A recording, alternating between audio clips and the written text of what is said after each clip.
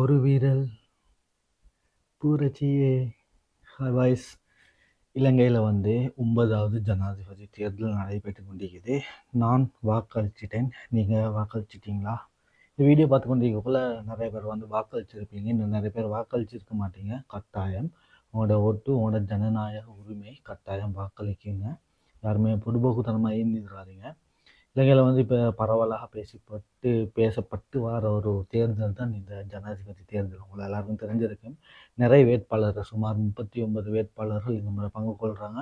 பெரிய ஒரு சீட்டு. அந்த சீட்டில் நீங்கள் தெரிவு செய்த ஒருத்தர் சரி, உங்களுக்கு விருப்ப வாக்கு சரி இருக்குது, 3 பேருக்கு போடலாம். அப்படி இல்லாட்டி ஒருத்தருக்கு கூட உங்களுக்கு இரி மார்க் போடக்கூடிய மாதிரி இருக்குது.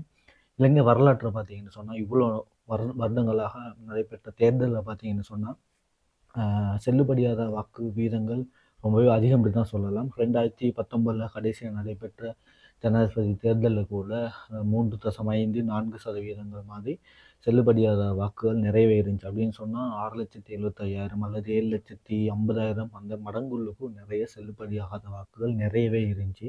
அதனால் இந்த முறை நீங்கள் இதுக்கு பிறகு போய்த்து வாக்களிக்கிறீங்கன்னு சொன்னால், இன்றைக்கி வாக்களிக்கிற நாள், அதாவது காலை 7 மணிலேருந்து 4 மணி வரைக்கும் வாக்களிப்பு டைம் நடந்துச்சு. இந்த வீடியோ நான் எடுக்கக்குள்ளேயும் உங்களுக்கு இன்னும் ஒரு சுமார் 8 ஹவர் 9 ஹவர் மாதிரி இருக்குது. நான் வீடியோ போடக்குள்ளேயும் அவங்களுக்கு கட்டாயம் வாக்களிப்புகள் போடக்கூடிய மாதிரி இருக்குது.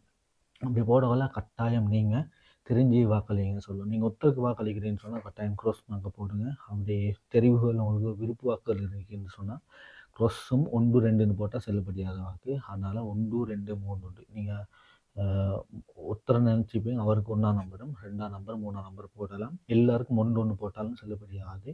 3 பேருக்கும் க்ரோஸ் மார்க் போட்டாலும் செல்லுபடி ஆகாது. ஒருத்தருக்கு க்ரோஸும் மீதி 2 பேருக்கு நம்பர் போட்டாலும் செல்லுபடி ஆகாது. அதனால் கட்டாயம் நீங்கள் ஒருத்தருக்கு தெரிவு செய்கிறேன்னா க்ரோஸ் மார்க்கும், இன்னும் 2 3 பேர் உங்களுக்கு சாய்ஸாக இருந்துச்சுன்னு சொன்னால் 1 2 3ன்னு போடலாம். அப்படியும் இல்லாட்டி 1 2ன்னு கூட உங்களுக்கு 2 பேர் இருக்கிறேன்னு சொன்னால் 1 2ன்னு கூட போடலாம். கட்டாயம் நல்லா யோசிச்சுட்டு உங்களோட வாக்குரிமையை போடுங்க. அதே போல் இன்றைக்கி முழுசாக சோஷியல் மீடியாவில், அதாவது ஃபேஸ்புக்லேயே இருக்கட்டும், வாட்ஸ்அப் ஸ்டேட்டஸ் ஆகிட்டும், இன்ஸ்டாவில் ஸ்டோரி போடுவதாக்கிட்டும், இப்படி இன்றைக்கி ஒரு விரலில் போட்டு ஒரு விரல் புரட்சி மாதிரி நிறைய ஃபோட்டோஸ் ரீல்ஸ் எல்லாம் வரக்கூடிய மாதிரி. கட்டாயம் இன்றைக்கி எலெக்ஷன் முடிஞ்சு நாளைக்கு புதிய ஒரு ஜனாதிபதி அல்லது இருந்த ஜனாதிபதியாக கூட வரத்துக்கு சான்சஸ் இருக்குது. உள்ள எல்லாருக்கும் தெரிஞ்சிருக்கும், நிறைய பிரச்சனைகளை முகம் கொடுத்தோம் கடந்த காலங்களில். அதனால் நல்லா யோசித்து உங்களோட எலெக்ஷன் இதை ஓட்டை வாக்குறுதியை தகுந்த ஒருத்தருக்கு வாக்களிங்க. அதான் சொல்லலாம். இலங்கையில் 13,754 வாக்கெடுப்பு நிலையங்கள் நடைபெற்று கொண்டிருக்குது. இன்னும் இப்போ டைம் பார்த்திங்க சொன்னால் 12 மணி ஆயிடுச்சு. நிறைய பேர் காலையில் போய்ட்டு வாக்களிச்சிருப்பாங்க. உங்களோட வீட்டில் இருக்கிற வயதானவர்கள், வாக்குரிமை வாங்கக்கூடிய அனைவரையுமே கூட்டு போய்ட்டு உங்களுக்கு வாக்களிங்க என்று சொன்னால், நீங்கள் அளிக்கிற ஒவ்வொரு ஓட்டும் தான் இந்த நாட்டின் தலைவரை தெரிவு செய்யக்கூடிய மாதிரி இருக்குது. அதனால் கட்டாயம் அந்த இதில் செய்யுங்க. ஓகே, அப்படின்னா பார்ப்போம். இன்னும் காணொலியில் எங்களுக்கு அடுத்த காணொலி புதிய ஜனாதிபதியாக கூட இருக்கலாம். அதனால் கட்டாயம் எல்லோரும் ஓட் போட்டுருங்க. நான் தான் போட்டிருக்கேன், 2 பேருக்கு போட்டேன். ஒருத்தர் நான் நினைக்கக்கூடிய ஒரு ஜனாதிபதி, அடுத்தவர் இவர் நல்லா இருக்குன்னு சொல்லி போட்ட ஒரு ஜனாதிபதி. அதே போல் கீழே நீங்கள் ஓட் பண்ணிட்டீங்கன்னு சொன்னால் கட்டாயம் கீழே கமெண்ட் பண்ணுங்கள், ஓட் பண்ணிட்டேன்னு சொல்லி. அப்படின்னா இன்னொரு காணொலியில் சந்திக்கும் வரை உங்களை விட்டுக்கொள்வது. By by.